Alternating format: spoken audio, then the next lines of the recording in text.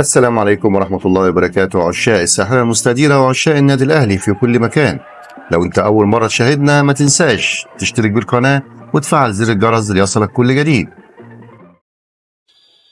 بعد تعرضه للإصابة وخروجه من معسكر المنتخب الوطني، تم الفحص على حسين الشحات واتضح أنه بيعاني من إجهاد في العضلة الخلفية ويستبعد عن المباريات لمدة 5 أيام. وعلى صفحة النادي الأهلي، الشحات يبدأ برنامجا علاجيا مكثفا للحاق بمباراة سيمبا. حسين الشحات لاعب الفريق الأول لكرة القدم بالنادي يخضع لبرنامج علاجي وتأهيلي مكثف تحت إشراف الجهاز الطبي بالنادي بعد الأشعة التي أجراها خلال تواجده في معسكر المنتخب الوطني، والتي كشفت عن إصابته بشد خفيف في العضلة الخلفية.